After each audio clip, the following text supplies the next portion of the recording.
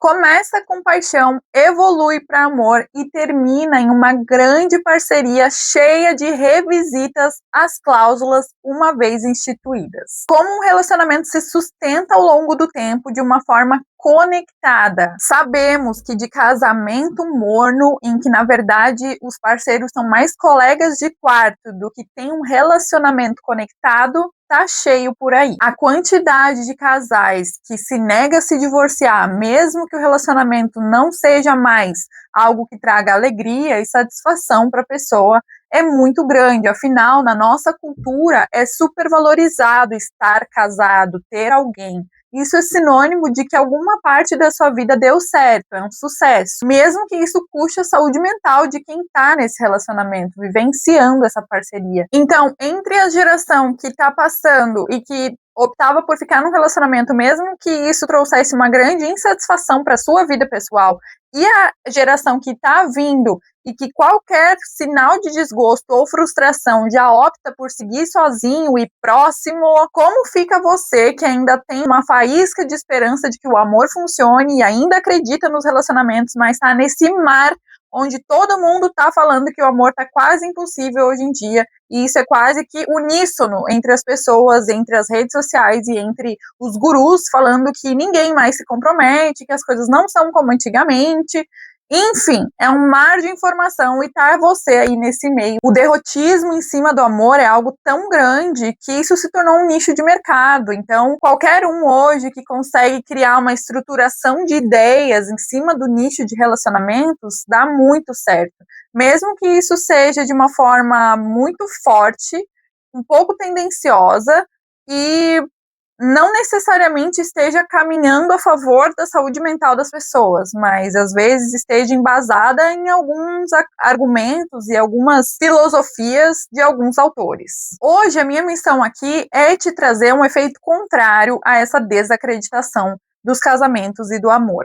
Como psicóloga de relacionamento, eu venho trazer esperança para você, sim, porém, uma esperança lúcida, para que não haja depois uma frustração ou um desencontro de expectativa versus realidade, né? Que faz muitas vezes com que as pessoas desistam de relacionamentos, porque o alinhamento das expectativas com a realidade interna da pessoa não está apropriado. Então eu vim trazer boas novas, mas de uma forma muito responsável. E para que eu consiga fazer isso de uma forma responsável e efetiva, eu vim trazer hoje, primeiramente, algumas coisas que um relacionamento duradouro não deve ser, para a gente começar essa conversa. Então, de uma forma bem lúcida e alinhada com a realidade, vamos para o ponto 1. Uma realização pessoal. Quando você coloca o peso no seu relacionamento, no seu parceiro, dele ser o foco da sua felicidade, o suprimento da sua realização, isso é uma forma muito desleal de esperar do seu relacionamento algo que está diretamente atrelado à paixão. Ou seja, se você passar esperando que ao longo do tempo o seu parceiro continue te trazendo frio na barriga e continue te trazendo uma super empolgação e que ele deva sempre estar promovendo coisas para que você tenha aquela sensação maravilhosa da paixão, isso vai te fazer um dia chegar em casa e olhar para aquele estranho que está no seu sofá e se perguntar, pelo amor de Deus, o que eu estou fazendo da minha vida? Porque isso está muito desalinhado com uma visão de paixão que eu imaginei que eu teria pela vida inteira. Então, é muito demais esperar isso do seu relacionamento se você quer que ele dure ao longo do tempo. Se você opta por ter vários relacionamentos ao longo da vida, provavelmente você vai ter constantemente essa emoção presente. Mas aqui a gente está falando das pessoas que gostariam de ter um relacionamento, construir com uma pessoa uma história ao longo da vida. Então, esperar essa paixão forte e ardente do outro ao longo de 10, 15, 20, 30 anos é desleal e provavelmente surreal, imaginário, fantasioso que isso possa acontecer. 2, seu estado de humor. Se o seu estado de humor depende do estado de humor do seu parceiro, você pode estar numa grandíssima enrascada. Principalmente se o seu parceiro tem alguma oscilação mais forte de afetos ou de humor. Ou seja, é claro que existe uma conexão entre o casal e o que um faz respinga no outro sempre vai existir se vocês estão conectados. mas você buscar que o outro regule o seu humor, ou seja, terceirizar a regulação do seu humor, como se fosse responsabilidade do outro, você está em apuros muito grandes, porque nem sempre você vai poder contar com o bom humor do outro, e se isso for ficar te afetando dia após dia, você vai criar uma bola de ressentimento que vai virar uma bola de neve gigantesca. Então, além de você depender do outro para regular o seu humor, você vai estar ressentido por ele não fazer isso direito. E aí a gente cria uma base relacional completamente disfuncional para que as outras coisas se criem. Então, vai ser um relacionamento cheio de picuinha, onde um está detestando o outro porque um não está cumprindo com o papel que deveria, né? Então, são aquelas coisas desleais que a gente espera das pessoas, talvez inconscientes, não faladas, mas se você investigar um pouquinho, tá aí dentro essa expectativa. 3, quando você espera que o outro supra suas expectativas. Tá, como assim? Então quer dizer que eu não devo esperar nada do outro? Não, isso também já é demais. Quando a gente pensa numa régua, né, tem o nada, tem o normal, o equilibrado e tem o demais. Então, no sentido de você tem sim direito de ter mínimas expectativas, que o outro tenha uma mínima qualidade enquanto pessoa para se manter num relacionamento com você. Isso é legítimo, isso é esperado e você tem esse direito. Mas o outro tem direito de ser da forma que ele é. Você também tem direito de ser da forma que você é. E como que existe essa combinação, então, né? Essa química esquemática? Como que um não pisa no calo do outro e essa dança relacional acontece de uma forma que preserve a autenticidade dos dois? Fica aqui comigo que até o final do vídeo eu vou passar a fórmula mágica para o relacionamento funcionar ao longo dos anos. Mas tudo isso parece muito generalista, então eu vou trazer um exemplo também para ficar um pouco mais claro. Um de vocês gosta de pagode e o outro gosta de rock. Putz, que combinação, né? Pode ser que vocês estejam juntos e tenham excelentes pontos de complementação, mas o gosto musical não é um desses. E com o passar do tempo, isso acaba que fica um pouco mais chato do que era no começo. No começo vocês não davam importância para isso, mas os anos foram passando e essa distância entre vocês, cultural, musical, de gosto, acaba que ficou um pouco mais saliente. Então, um querer mudar o outro e esperar que o outro mude por si nessas questões de gosto, de forma de ser, às vezes um é mais expansivo, o outro é mais retraído, tentar mudar coisas que são da essência da pessoa é querer remover a autenticidade dela. Isso é extremamente perigoso e não funciona. Então, é nesse sentido de expectativas que eu tô falando. 4, apoio incondicional. Claro que a gente se casa para passar por essa vida dividindo o fardo dos momentos difíceis. É claro que a gente espera apoio de um parceiro. E até certo ponto, a gente deve receber isso sim. Mas aqui eu estou falando de apoio incondicional, ou seja, é você esperar que sempre que você chega de um dia cansado, difícil do trabalho, aquela pessoa vai estar com os braços abertos para te ouvir, te acalentar. Ou sempre que você tem um sonho de um projeto novo, aquela pessoa vai super te apoiar e super achar que é muito legal, que você vai conseguir. Aqui eu estou falando de sempre. Então, ao longo da vida, é esperado que uma pessoa te apoie na grande maioria das vezes, mas não 100%.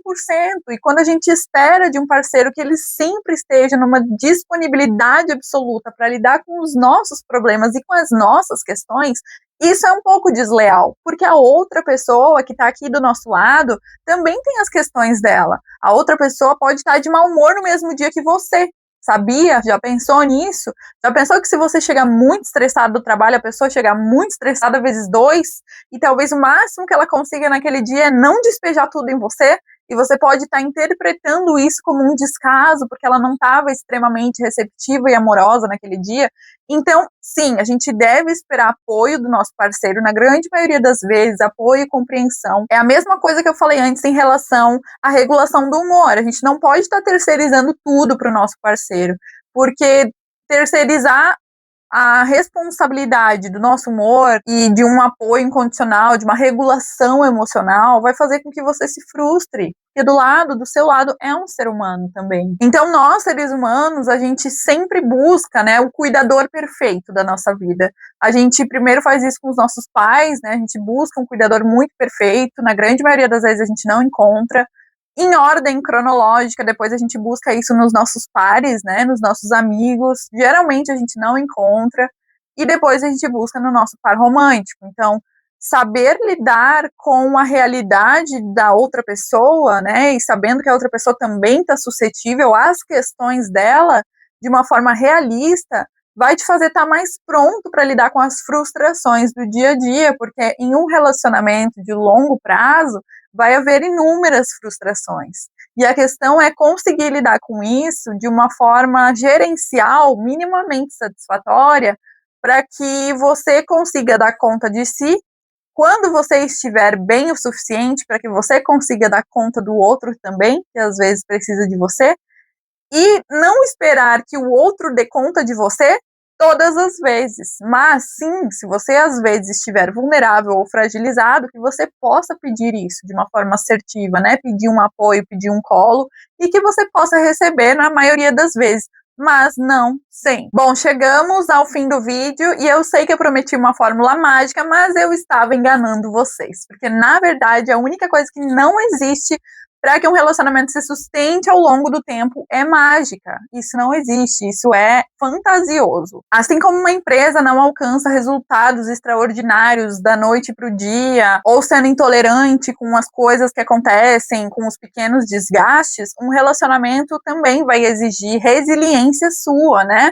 Aquela capacidade que a gente tem de entortar o galho e não quebrar, né, de suportar pequenas frustrações e redirecionar nossa mente para as coisas boas, para as coisas que estão dando certo, ao invés de focar naquilo que não está dando certo, né? Claro que aqui eu estou falando num contexto de saúde, de respeito, mas de desafios diários dos quais nenhum casal e nenhum ser humano está livre. E se relacionar ao longo do tempo é continuar fazendo uma escolha diária, mesmo quando esse relacionamento não é tão recompensador para nós como um dia foi, porque a gente nunca vai voltar ao estágio da paixão. Na realidade, a gente faz uma troca. A gente abandona os elementos que nos deixavam nervosos, que nos cegavam e que nos causavam desespero para estar com a outra pessoa, e a gente dá lugar a coisas mais estáveis, como uma relação de confiança, de parceria, de uma amizade mais intrínseca, né? Alguém com quem você pode contar,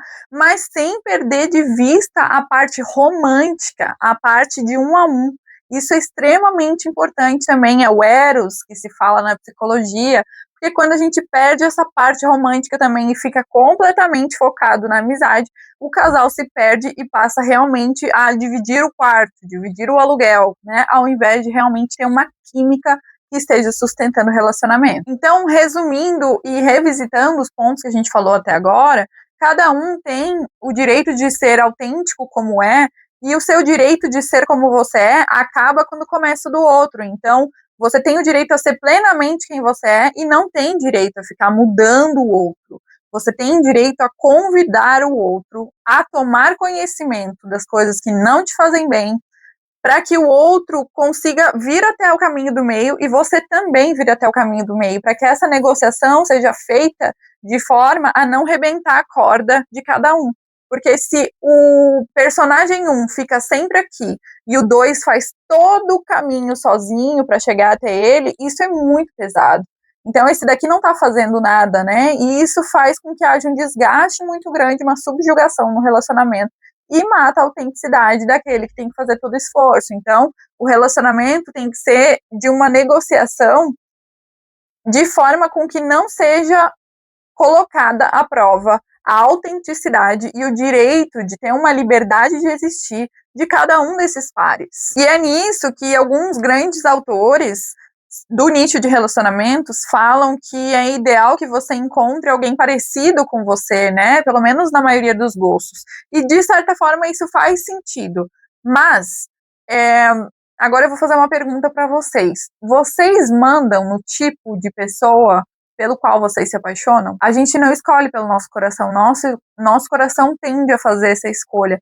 E eu tenho uma opinião pessoal. Agora, sai um pouquinho da parte da ciência, da psicologia, e vem um pouco mais para o que a Marina pensa, né?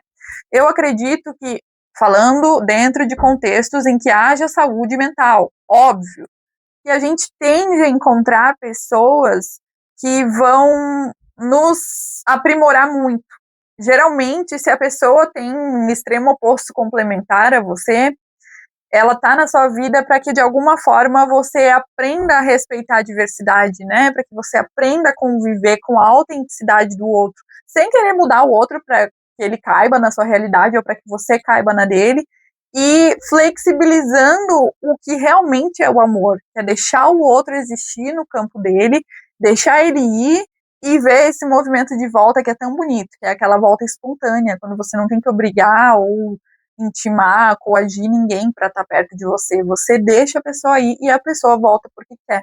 Por exemplo, seu marido gosta de futebol, você odeia futebol, mas você faz um movimento de soltar, deixa ele ir, ver futebol, jogar futebol, ir com os amigos dele lá ver o futebol, e naturalmente ele volta mais feliz para casa.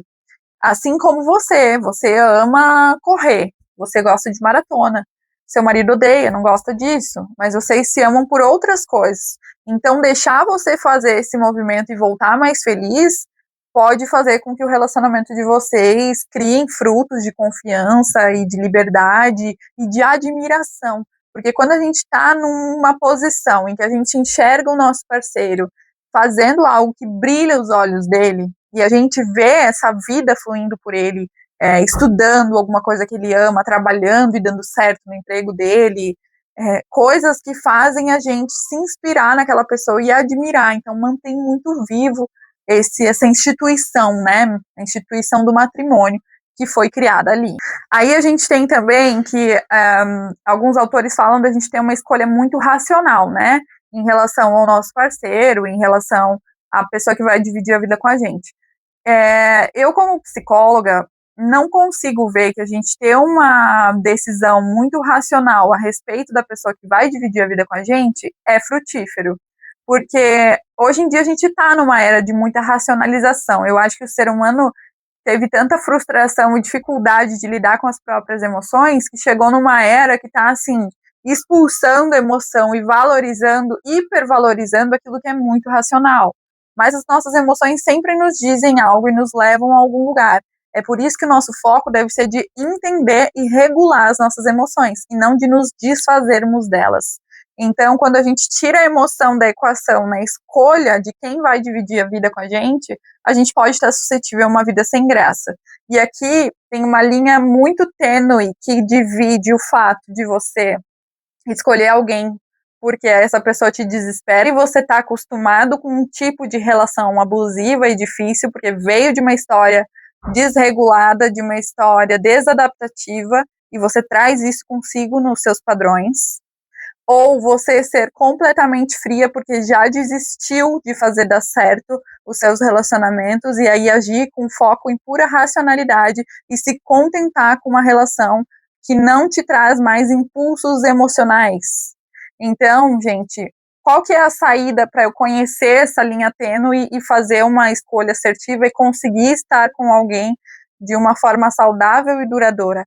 Autoconhecimento, foco em si mesmo. Tanto que todos esses pilares que a gente visitou, do que não devemos esperar num relacionamento, eles falam sobre pegar toda a responsabilidade da sua vida e transferir para o outro, terceirizar para o outro. Quando, na realidade, quando você está bem, você está no seu caminho de crescimento, de evolução mental, de regulação emocional, quando você se cuida do seu corpo, cuida da sua mente, cuida das suas emoções, investe em você, você tem uma clareza muito grande a respeito do curso da sua vida e das pessoas que estão fazendo por onde te acompanhar nesse curso, que é tão precioso. Então, voltando à questão da fórmula, né? A fórmula perfeita que eu havia dito é eu, sem negar minha autenticidade, parênteses, mas você, sem negar a sua autenticidade, vezes o que a gente pode fazer para negociar sem perder a nossa essência,